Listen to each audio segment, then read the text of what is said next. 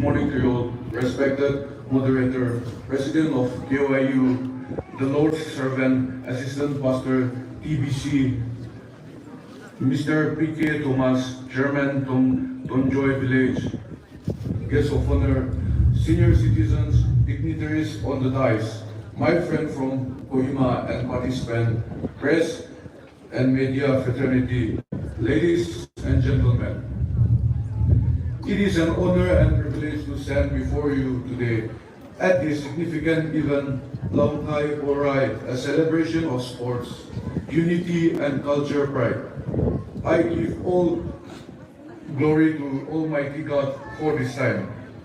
Since times immemorial, all Naga tribes, regardless of geographical location, have participated wrestling.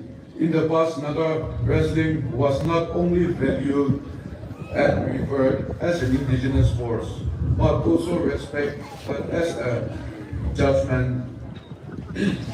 It was used to settle disputes between village and even tribes, often preventing bloodshed. Sometimes tribes had to give up wrestling due to persistent practice of headhunting in our land, which forced them to live like nomadic warriors. Recently, most of the tribes have got affiliated to NWA again. Our Naga society, being patrilineal in nature, has often discriminated against women folk, even though they play a significant and irreplaceable role in our life. They were no long denied equal opportunities and fair treatment, even within their home. When it came to wrestling, I still remember how strict boundaries were drawn. Women were forbidden from approaching the wrestling arena. They were not allowed to buy their hair. Women who become pregnant out of wedlock were left the village vicinity, and even simple acts like kneading or waving were restricted. There were so many such taboos that silence and execute them. But with the passage of time, Naga wrestling has evolved tremendously. Since its inception, the rules and regulations were framed time and again to make it more convenient and acceptable to all. Almost all the taboos against women are now withdrawn, but still they shy away because it has bound them for too long. Personally, in my wrestling endeavors, I have earned a name for myself, my father, my clan, and my village. But nowhere was mother or my sister who sacrificed their needs and want to take care of my every need were appreciated. I can never forget their care and effort in making me who I am today. In our society, to truly progress and prosper, we must give due recognition to all regardless of gender. As they say, yesterday's war is today's wars. And I am more than happy to witness our women folk excelling along men at the national and beyond. It was that in NWA tenure during the 2000s that exposed Naga wrestling to India and even in international level. And with continuous effort and progress of various leaders in their respective tenures, the Naga wrestling is now at the verge of being recognized by the highest governing body, that is UWW, United World Wrestling. This hopefully makes Naga wrestling an international event and eventually in the Olympics.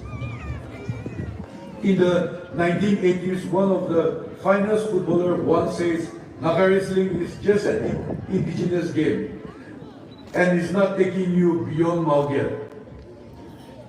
But today, I stand here as someone who has won gold medal at national championship, alongside fellow wrestlers who share the same dedication. We have represented India and brought home medals, and I'm grateful to say we have proven him wrong. The most respected indigenous sports of our people, Naga wrestling, is no longer confined to our hills. It is now making its way to national stage and soon the international arena. Allow me to share a few lessons that have guided me through my journey in sports. Lesson I believe can encourage anyone chasing their dream. One of my mentors always encouraged me with these words. Number one, many of us do the same thing every day and call it living, but that is not so. Life is all about evolving mentally, physically, spiritually, and emotionally. It is not always about competing with others, but about becoming a better version of ourselves each day. That is living life. 2. Consistency. Consistency is the hardest thing in sports person. It's even harder when nobody is clapping for you. You must clap for yourself during the hard times and never give up. You should always be your biggest fan. After the age of 30, there are no handsome or ugly men, only successful and unsuccessful ones. So let us build what we are meant to be, while we are still have the time and energy to do so.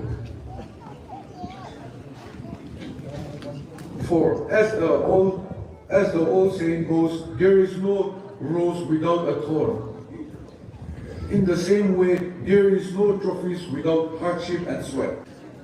Every achievement is born out of struggle, patience, and perseverance, and that is the true path of honor. The last one, and the most important thing.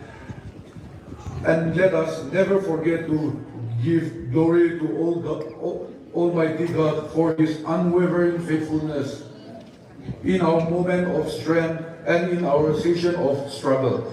He has remained constant just as the morning sun rises without fail. So does His grace meet us each day. Every success, every step forward is a testimony not of our strength, but of His enduring love and mercy. May this Longhai Orai, a festival of remembrance and sports, purify our hearts, strengthen our communal bond, and resolve towards a unifying, prosperous Nagas and Manipur and in our land. Thank you all.